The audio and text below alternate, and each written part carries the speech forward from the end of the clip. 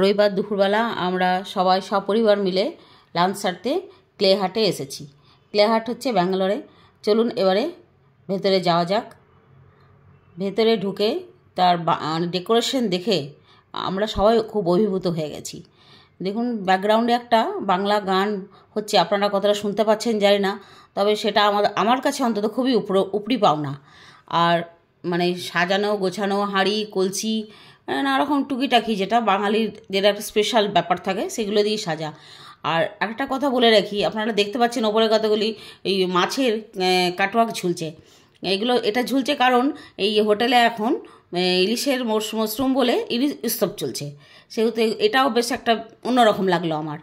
আর খাওয়া দাওয়া খুবই টেস্টফুল, প্রত্যেকটি রান্না, ইলিশের পাতুরি, ইলিশ কোরমা, মাটন সবই খুব সুন্দর।